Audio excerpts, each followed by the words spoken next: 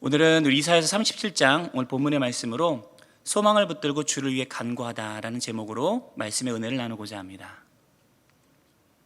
우리 사자성어 가운데 사면초가라고 하는 말이 있습니다.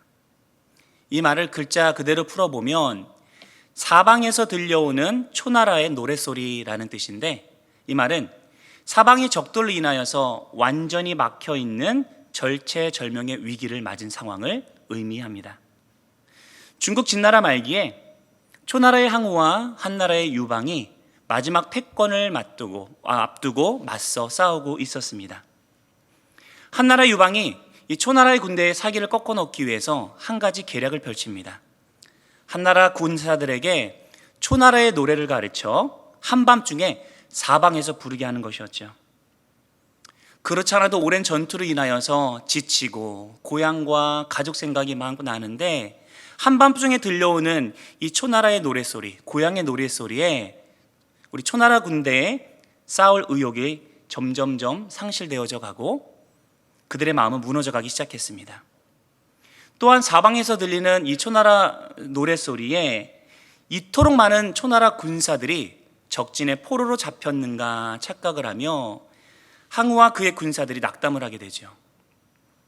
결국 고향에 대한 그리움과 또 사방팔방 포위되었다라는 이 절망감은 항우로 하여금 스스로의 목을 베어 죽게 만들었고, 이 싸움은 결국 한나라의 승리로 돌아갑니다. 이 고사에서 엿볼 수 있는 것처럼 사람은 아무런 소망이 없다라는 것을 인식하는 순간 스스로 삶을 포기해 버리기까지도 합니다.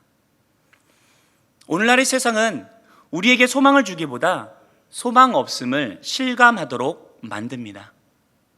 가장 꿈 많고 희망으로 부풀어 있어야 될 우리 10대들의 자살률이 이를 간접적으로 증거해주고 있습니다. 2023년 상반기 자살 청소년들의 숫자는 197명이며 이는 작년 2022년 상반기에 그 자살했던 아이들의 숫자에 비해서 약 20%가 증가한 숫자입니다.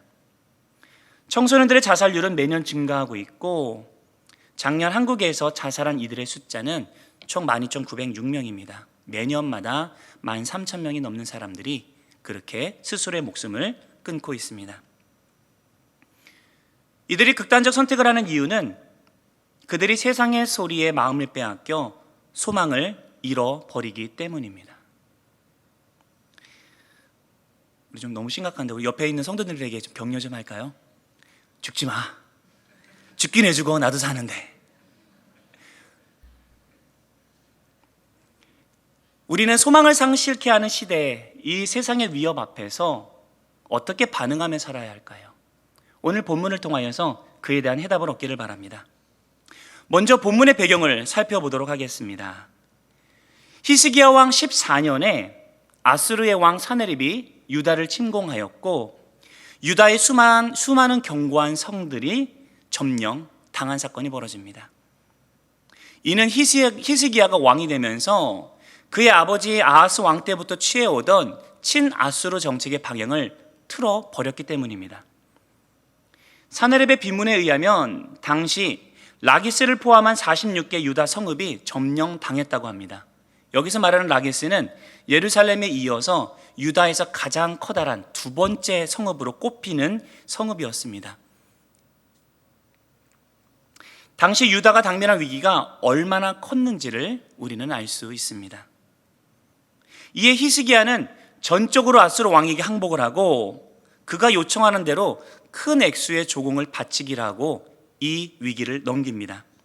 열왕기하 18장을 살펴보니 히스기야는 이 조공을 마련하기 위하여서 성전과 왕궁의 곳간을 털어야 했고, 심지어 모자란 금액을 보충하기 위해서 성전 문과 기둥에 입혀놓은 금까지도 싹 다 벗겨서 조공을 해야 했습니다. 그렇게 위기를 넘긴 후에도 히스기야는 다시금 애굽과 결탁하며 여전히 반아수르 정책을 펼칩니다. 그러자 아수르가 총독 랍사게를 앞세워서 2차로 침공을 감행합니다. 이 2차 침공 때의 사건이 36장 2절부터 기록되어 있으며, 랍사게가 히스기야 왕과 하나님을 모욕하고 항복을 강요하는 사건이 바로 이때 벌어집니다. 랍사게의 군대가 예루살렘을 포위하고 윈모스도 곧 세탁자의 밭 큰 길에 진을 쳤다라고 성경은 기록하고 있습니다. 여기서 윈못 수도는 예루살렘 성 안으로 물이 들어오는 물길의 출발점입니다. 즉 이곳에 물이 끊어지면 예루살렘은 포위된 채로 갈증으로 메말라 죽을 수밖에 없는 그러한 상황이었던 것이죠.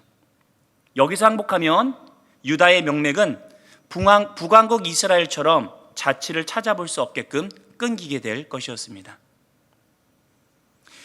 유다의 모든 성읍들을 점령하고 최후의 보루인 이 예루살렘을 포위한 채로 총독 랍사게가 유다를 위협하며 그들의 사기를 꺾는 말을 남발하기 시작합니다. 그 내용이 36장 4절부터 20절까지의 내용에 기록이 되어 있습니다. 랍사게는 유다의 모든 백성들이 들을 수 있는 그들의 방언으로 히스기야의 무능을 선전하고 더 나아가 하나님을 모욕하며 하나님을 의지해도 소용없다라며 그들의 마음을 마구 깎아내립니다. 36장 18절과 20절의 말씀입니다.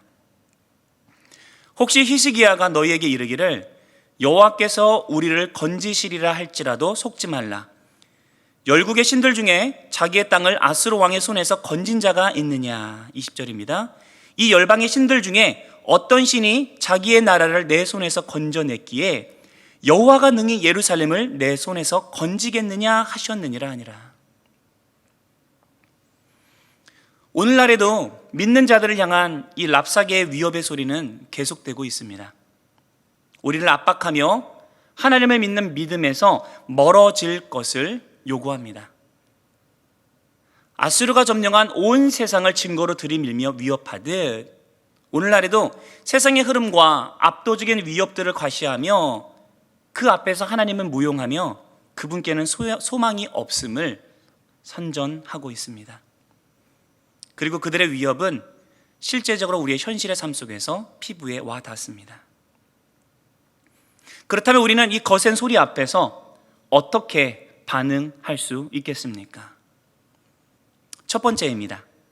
우리는 이 소리 앞에서 우리에게 여전히 소망이 있음을 기억하셔야 합니다. 랍사게의 위협의 말에 대한 히스기야의 반응이 우리 오늘 37장 1절에 이렇게 소개되어 있습니다. 히스기야 왕이 듣고 자기의 옷을 찢고 굵은 베옷을 입고 여호와의 전으로 갔고. 첫 번째 반응은 자신의 옷을 찢고 굵은 베옷을 입었다라고 말씀하고 있습니다. 옷을 찢었다라고 하는 것은 이는 유대인들의 관습 중에 하나로서 극한의 슬픔과 분노를 표현하는 그러한 표현입니다.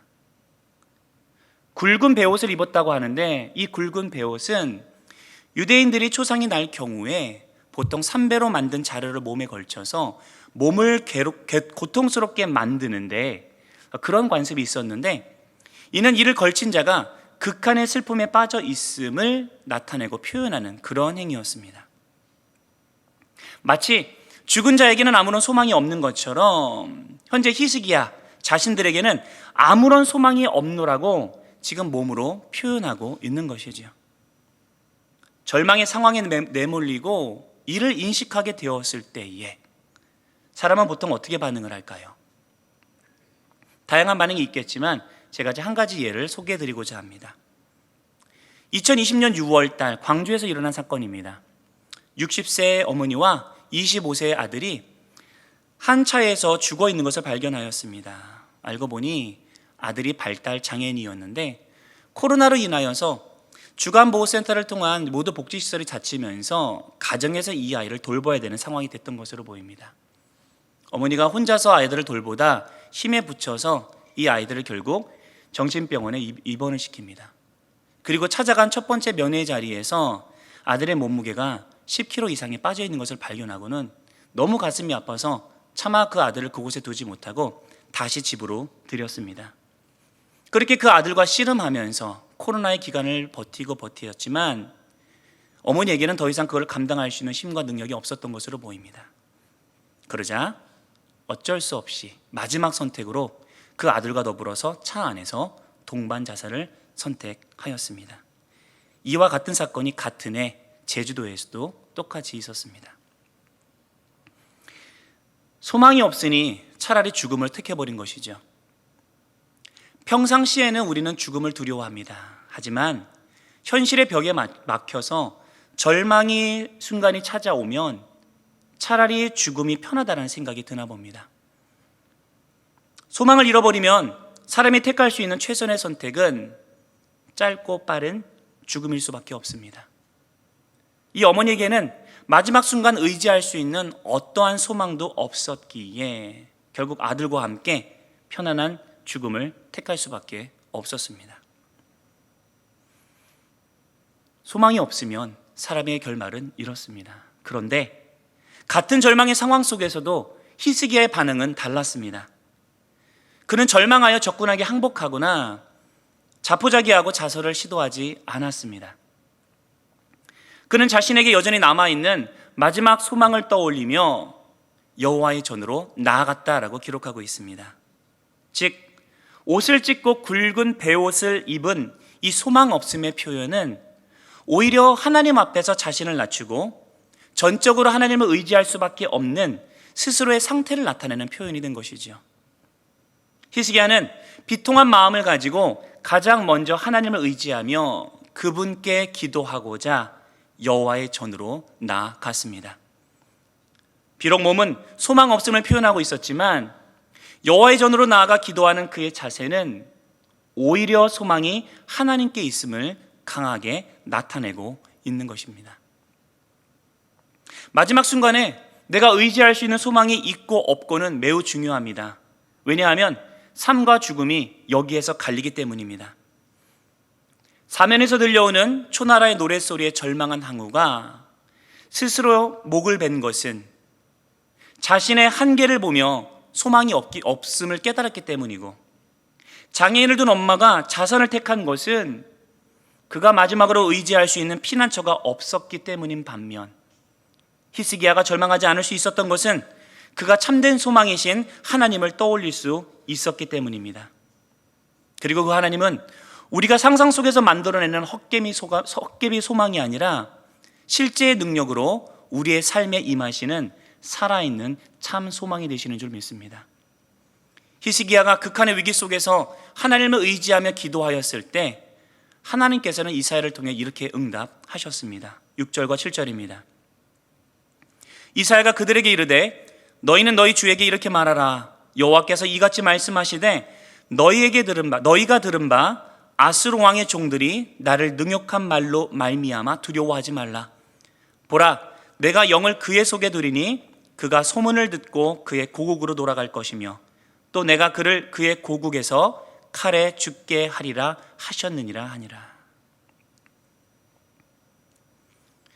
이사야를 통하여 전달한 이 기도의 응답이 어떻게 말씀하신 대로 이루어졌는지는 이번 주 큐티를 통해 확인하시기 바랍니다. 미리 스포를 하자면 하나님께서는 이 말씀하신 그대로를 이루셨고, 이사야를 통해 예언하신 대로 유다는 아수르의 압제에서 자유를 얻게 되었습니다. 우리가 기도할 때 하나님은 응답하십니다. 그렇게 우리에게는 언제나 소망이 있습니다. 눈물 나는 현실을 살아가고 미래가 암담하게 느껴지는 그 절망일보 직전의 상황 속에서도 하나님이 우리와 함께 하시기에 여전히 소망이 있는 줄로 믿습니다. 절망스러운 현실이 눈앞에 닥쳤기에 오히려 참된 소망이신 그 하나님께서 더욱 빛을 발하게 되실 줄로 확신합니다. 시편 42편 11절입니다. 내 영혼아, 내가 어찌하여 낙심하며 어찌하여 내 속에서 불안해하는가. 너는 하나님께 소망을 두라. 나는 그가 나타나 도우심으로 말미암아 내 하나님을 여전히 찬송하리로다. 아멘. 절망 속에서도 여전히 우리에게는 소망이 있습니다. 이 소망은 어떠한 거센 바람에도 꺼지지 않습니다. 이 소망이 있는 한 우리는 폭풍 속에서도 걸을 수 있고 넘어지더라도 다시 일어설 수 있습니다. 우리의 소망 되시는 하나님을 바라보며 더욱 그분께 집중하며 기도함으로 살아가는 우리 모든 영안의 성도님들 되시기를 우리 주님의 이름으로 축원드립니다. 세상의 거센 소리 앞에서 우리는 여전히 하나님 안에 소망이 있음을 기억하셔야 합니다. 두 번째로 우리는 하나님의 명예를 생각해야 합니다. 히스기야는 본문에서 항복을 강요하는 이 랍사게의 말을 듣고는 자신의 옷을 찢고 비통해하며 하나님 앞에 나아가 기도를 합니다. 이는 아수르의 1차 침공 때와는 사뭇 다른 반응입니다. 1차 때는 눈앞에 닥친 위기 앞에서 굴복하고 조공을 바치며 위기를 모면했지만, 이번에는 옷을 찢고 굵은 베옷을 입고 여호와의 성전으로 나아가며 신앙적으로 반응하고 있습니다. 무엇 때문에 이렇게 다른 반응을 하게 된 걸까요? 그 실마리를 히스기야가 이사야에게 전하는 말 속에서 찾아볼 수 있습니다. 4절입니다. 당신의 하나님 여호와께서 랍사게의 말을 들으셨을 것이라. 그가 그의 상전 아수르 왕의 보냄을 받고 살아계신 하나님을 회방하였은즉 당신의 하나님 여호와께서 혹시 그 말로 말미암아 견책하실까 하노라. 그런즉 바라건대 당신은 이 남아있는 자를 위하여 기도하라 하시더이다 하니라. 그는 단순히 유다가 위기에 처해 있으니 자신들을 구해달라고 간구하지 않습니다.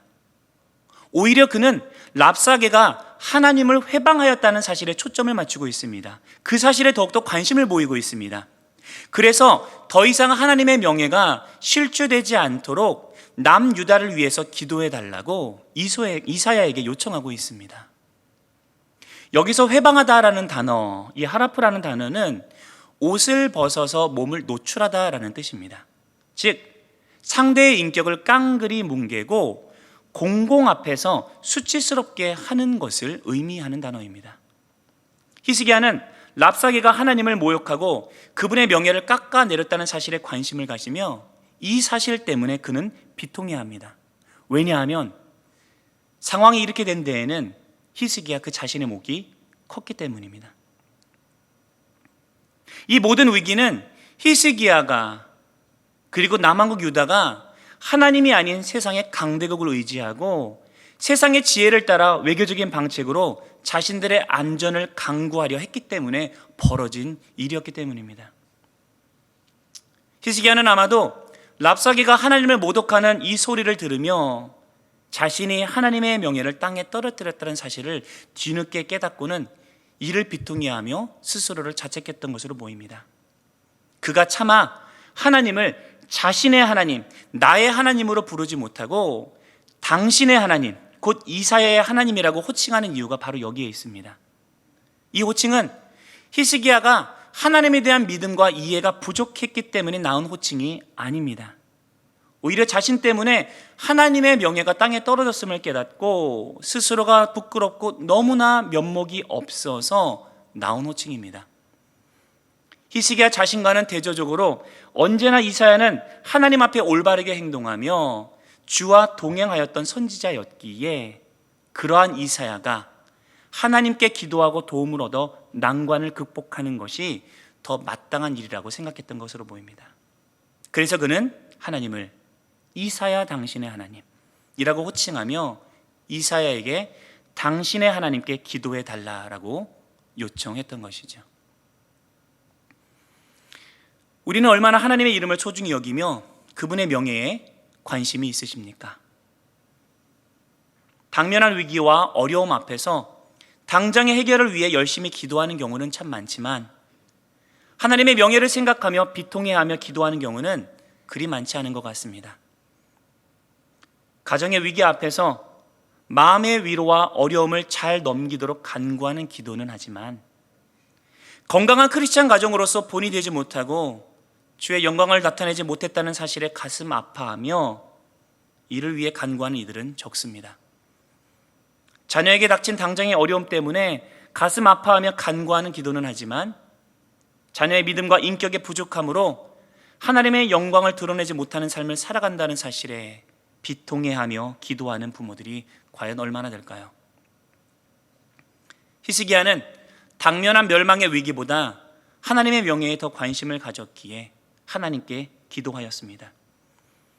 그는 당면한 위기 앞에서 자신의 안위보다는 하나님의 명예가 땅에 떨어졌다는 사실에 가슴 아파하였습니다. 이 상황 앞에서 마치 아이를 해산할 힘이 없어서 무기력하게 늘어진 산모와 같이 아무것도 할 수 없는 자신을 자책하며 괴로워하였습니다. 히스기야는 그러한 마음을 가졌기에 더욱 하나님을 의지하며 기도할 수밖에 없었습니다. 우리의 기도의 방향은 어디를 향하고 있습니까? 눈앞에 닥친 어려움과 당면한 세상의 위협을 제거하는데 급급해 하지는 않습니까? 내가 겪고 있는 이 고통을 헤아리며 위로해 달라는 기도만을 구구절절 쏟아내고 있지는 않으십니까? 문제의 원인을 찾고 해결 방책을 제시해 주기를 간구하느라 정작 하나님께서 이 문제를 어떤 마음으로 바라보시는지 그의 관심을 끊고 계시지는 않습니까? 세상의 거센 흐름과 위협하는 아우성의 소리 속에서도 나의 안위를 걱정하기 전에 먼저 하나님의 마음을 깊이 묵상하고 그분의 명예를 위해서 기꺼이 간구하는 우리가 되기를 간절히 소망합니다. 나의 안락과 성공을 위해서 주의 능력을 간구하는 기도 이전에 나의 부족함으로 인하여서 하나님의 명예가 땅에 떨어질까 하여 더욱 하나님의 능력을 구하는 우리가 되기를 소망합니다. 하나님은 그렇게 기도하는 히스기야와 같은 사람들을 찾고 계십니다. 말씀을 정리하겠습니다. 세상의 거센 소리를 만나거든 두 가지를 기억하시기 바랍니다. 먼저 우리에게는 어떠한 상황 속에서도 소망이 있다는 사실을 기억하십시오. 그러니 포기하지 말고 기도하십시오. 하나님께서 반드시 응답하실 것입니다. 그리고 하나님의 명예를 생각하며 더불어 간구하시길 바랍니다. 먼저 그의 나라와 그의 의를 구하는 자에게 필요한 것을 더하시는 분이 바로 우리 하나님이라는 사실을 다시 한번 가슴에 되새기십시오. 나의 안위와 성공 이전에 소망을 붙들고 먼저 주를 위하여 간구하는 이들을 주께서 찾고 계십니다. 그 사람이 바로 우리 모두가 되기를 우리 주 예수님의 이름으로 간절히 축원드립니다.